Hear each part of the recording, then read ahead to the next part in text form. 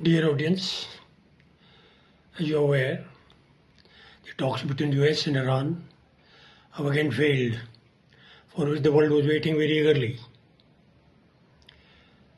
The main point of the failure has been the Iranian enriched uranium, which they refuse to surrender to the US, and they want to make probably a bomb, though they're saying this is for the domestic purposes. But US is not agreeing. This is only a point for long time between the Iran and between the US and Iran. As you know, the Israel has prompted Mr. Trump to go for this war on the 20th of Feb because they never want Iran to possess a bomb, because that is a danger to their very existence. And the war, which started on 28th of Feb, is today going on. And ये Mr. Trump के गले की हड्डी बन गई. He doesn't know how to get out of it now.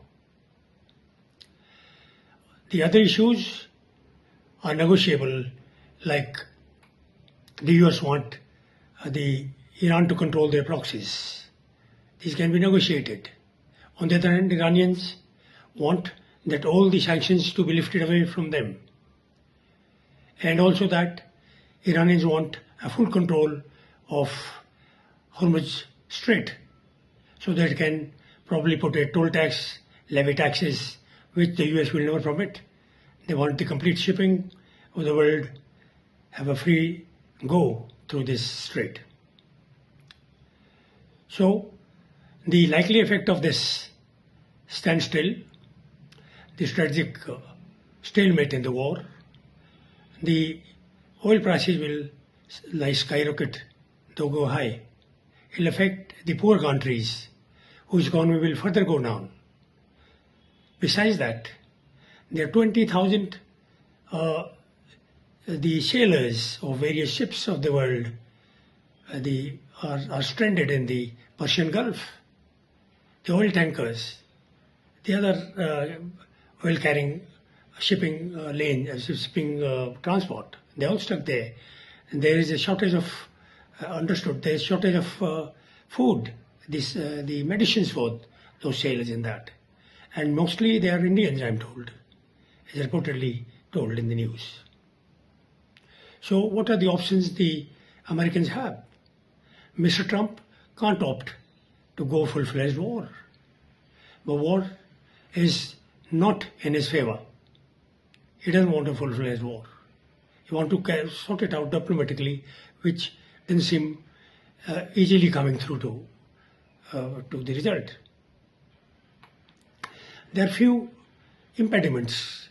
Firstly, the war, if he plans, it's high vulnerability for the US Navy, which is now operating in a very narrow lane in the Persian Gulf. Mr. Trump, out of his exuberance, brought a big force into the Persian Gulf. He has 3 aircraft carriers. He has got 15,000 Marines as supporting elements, which can't have any maneuverability or freedom of action for operations. So he can't afford to go in war for here. Besides that, the biggest danger for the US shipping is the symmetric doctrine of the Iranians. Their drones, their missiles, their 1,500 small attack boats, which are equipped with the missiles, anti-ship missiles. Besides that, their submarines are sitting deep into the water with the missiles on. They're waiting for the opportunity for the Americans or the balloon to go up so that they can hit the targets from the seabeds. So America can't afford to do this. Other than this, the vulnerability, the retaliation of Iranians on the US bases in the Middle East. As you know, large number of them have already been wiped out by the Iranians. They can't take this chance with this. And if the war goes on, there's a backlash of the oil, the blame will come on the US. So, where is the way out then? The Americans are now thinking probably to extricate this naval shipping, their ships, from the Persian Gulf to Oman, Strait of Oman, where they will have a freedom of action, maneuverability up to Arabian Sea. The commanders who are apprehensive of this vulnerability in the Persian Gulf in the narrow space, they will have freedom of action, decision making freely to take any offensive, undertake any offences. So gradually, probably the US has the best option only to do this, to gradually pull out from there and remain close into the vicinity. The way out, if it works out, that will work very fine. But as of now, there is a static stalemate in the war.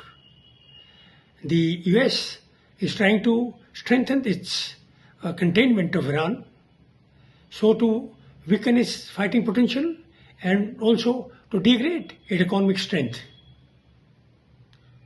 Let's see how it works. But the war is not in the interest of the world, but the solution is very much required because the economy of the world is suffering badly. Let's wait and watch how the things unfold. Thank you.